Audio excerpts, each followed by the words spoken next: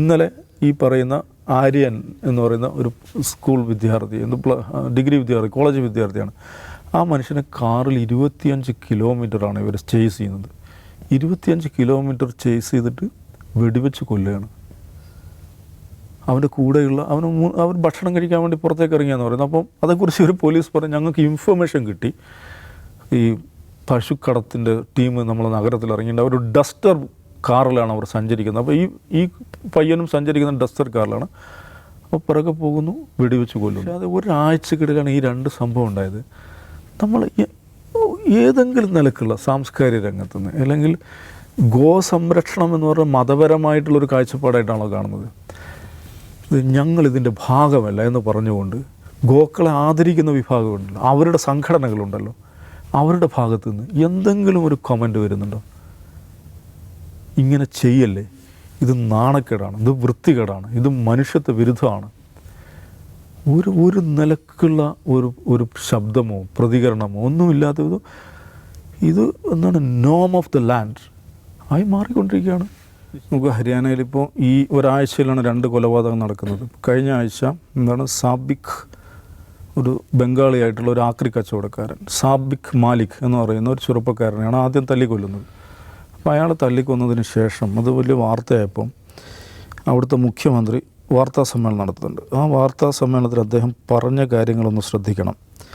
A strict law has been made in the legislative assembly four cow protection. ഒരു മനുഷ്യനെ തല്ലിക്കൊന്നിരിക്കുകയാണ്. ഈ സാബിക് മാലിക്കിനെ തല്ലിക്കൊന്നത് ഈ ചക്രി ദാദ്രി എന്ന് പറയുന്ന പ്രദേശത്ത് അവിടെ എന്താണ് ഈ ഷീറ്റടിച്ച്, പോളിത്തീൻ ഷീറ്റൊക്കെ അടിച്ച് റോഡ് വക്കിലൊക്കെ താമസിക്കുന്ന ഈ റാക്ക് പിക്കേഴ്സ് ഉണ്ടല്ലോ, ആക്രി കച്ചവടക്കാർ, ആക്രി പെറുക്കി ജീവിക്കുന്ന ആളുകൾ, അതിൽപ്പെട്ട ഒരാളാണ്. അപ്പോൾ അവിടെ ഈ കൗ വിജിലാൻറ്റീസ് ഗോസംരക്ഷകരെത്തുന്നു. അവരുടെ ഷെഡിൽ പശു ഇറച്ചിയുണ്ടെന്ന് അവർ ആരോപിക്കുന്നു. പോലീസിനെ വിളിക്കുന്നു. പോലീസ് പശു ഇറച്ചി എന്നിവർ ആരോപിക്കുന്ന ഈ വസ്തു ഇവരെയും പോലീസ് സ്റ്റേഷനിലേക്ക് കൊണ്ടുപോകും. എന്നതിന് ശേഷം ഈ ഗോസംരക്ഷകർ അവിടുന്ന് പോകുന്നില്ല. അവരെന്ത് ചെയ്യുന്നു വെച്ചാൽ ഇവരുടെ ഈ ടെൻറ്റുകളിൽ താമസിക്കുന്ന ഈ പറയുന്ന ചെറുപ്പക്കാരനെ, ഈ സാബിക് മാലിക് എന്ന് പറയുന്ന ആളെ അടുത്തുള്ള ബസ് സ്റ്റോപ്പിലേക്ക് വിളിക്കുകയാണ്. അവിടെ കുറച്ച് ഇരുമ്പുണ്ട്, പഴയ ഇരുമ്പ് കിടപ്പുണ്ട്, നിങ്ങൾക്ക് എടുക്കാം എന്ന് പറഞ്ഞിട്ട്. അപ്പോൾ ഇവനും ഇയാളുടെ സുഹൃത്തും അങ്ങോട്ട് പോകുന്നു.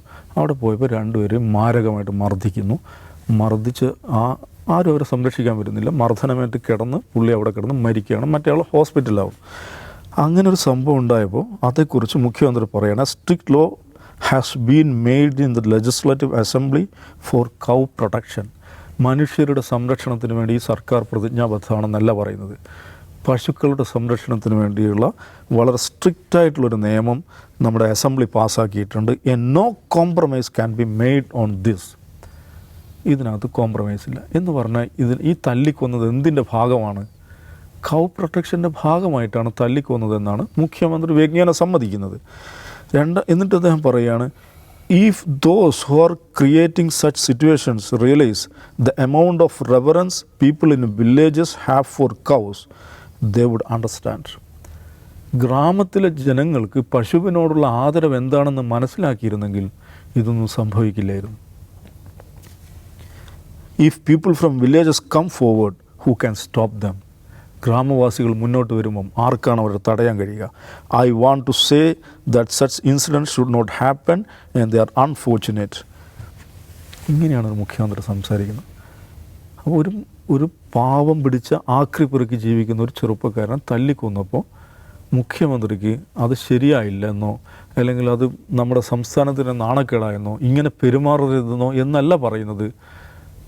പശുവിനോടുള്ള റെവറൻസ് അത്രയും ശക്തമാണ്. അത് നിങ്ങൾ മനസ്സിലാക്കണം സുഹൃത്തുക്കളെ എന്നാണ് മുഖ്യമന്ത്രി പറയുന്നത്. 3 ദിവസം കഴിഞ്ഞിട്ട് 19 വയസ്സുകാരനായി. അപ്പോൾ അതിൽ അറസ്റ്റ്, അത് മനസ്സിലാക്കണം, ഇതിൽ പോലീസ് അറസ്റ്റ് നടക്കുന്നുണ്ട്. അതിൽ 3 പേര് മൈനേഴ്സാണ്, പ്രായപൂർത്തിയാകാത്ത. ബാക്കിയുള്ള ആളുകൾ 20, 22, 23 വയസ്സുള്ള ആളുകളാണ്. അപ്പോൾ എന്തുമാത്രം ഈ സമൂഹത്തെ എത്രയധികം മാരകമായിട്ടാണ് ഗോസംരക്ഷണം എന്ന പേരിൽ ഈ നമ്മുടെ സംവിധാനങ്ങളൊന്നാകെ, ഒരു മുഖ്യമന്ത്രി തന്നെ ഇങ്ങനെ സംസാരിക്കുമ്പോൾ ജനങ്ങൾ എങ്ങനെയാണ് അതിനെ കാണുക? അത് വലിയൊരു പ്രശ്നമാണ്. അപ്പോൾ അതിനുശേഷം ഇന്നലെ ഈ പറയുന്ന ആര്യൻ എന്ന് പറയുന്ന ഒരു സ്കൂൾ വിദ്യാർത്ഥി, ഡിഗ്രി വിദ്യാർത്ഥി, കോളേജ് വിദ്യാർത്ഥിയാണ്. ആ മനുഷ്യനെ കാറിൽ 25 കിലോമീറ്ററാണ് ഇവർ ചേസ് ചെയ്യുന്നത്. 25 കിലോമീറ്റർ ചേസ് ചെയ്തിട്ട് വെടിവെച്ച് കൊല്ലുകയാണ്. അവൻ്റെ കൂടെയുള്ള അവർ ഭക്ഷണം കഴിക്കാൻ വേണ്ടി പുറത്തേക്ക് ഇറങ്ങിയാന്ന് പറയുന്നത്. അപ്പം അതേക്കുറിച്ച് ഒരു പോലീസ് പറഞ്ഞു, ഞങ്ങൾക്ക് ഇൻഫർമേഷൻ കിട്ടി, ഈ പശുക്കടത്തിൻ്റെ ടീം നമ്മളെ നഗരത്തിൽ ഇറങ്ങിയിട്ട് അവർ ഡസ്റ്റർ കാറിലാണ് അവർ സഞ്ചരിക്കുന്നത്. അപ്പോൾ ഈ പയ്യനും സഞ്ചരിക്കുന്ന ഡസ്റ്റർ കാറിലാണ്. അപ്പോൾ പിറകെ പോകുന്നു, വെടിവെച്ച് കൊല്ലുന്നു.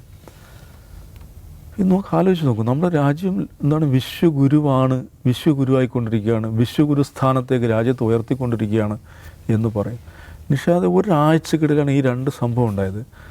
നമ്മൾ ഏതെങ്കിലും നിലക്കുള്ള സാംസ്കാരിക രംഗത്തുനിന്ന് അല്ലെങ്കിൽ ഗോസംരക്ഷണം എന്ന് പറഞ്ഞാൽ മതപരമായിട്ടുള്ളൊരു കാഴ്ചപ്പാടായിട്ടാണോ കാണുന്നത്? ഞങ്ങളിതിൻ്റെ ഭാഗമല്ല എന്ന് പറഞ്ഞുകൊണ്ട് ഗോക്കളെ ആദരിക്കുന്ന വിഭാഗമുണ്ടല്ലോ, അവരുടെ സംഘടനകളുണ്ടല്ലോ, അവരുടെ ഭാഗത്തു നിന്ന് എന്തെങ്കിലും ഒരു കമൻ്റ് വരുന്നുണ്ടോ? ഇങ്ങനെ ചെയ്യല്ലേ, ഇത് നാണക്കേടാണ്, ഇത് വൃത്തികേടാണ്, ഇത് മനുഷ്യത്വ വിരുദ്ധമാണ്. ഒരു നിലക്കുള്ള ഒരു ശബ്ദമോ പ്രതികരണമോ ഒന്നുമില്ലാത്തത് ഇത് എന്താണ്, നോം ഓഫ് ദ ലാൻഡ് ആയി മാറിക്കൊണ്ടിരിക്കുകയാണ്. നിശ്ചയമായും നമ്മൾ വിശ്വഗുരു ആവുക തന്നെ ചെയ്യുമ്പോൾ നിലക്ക്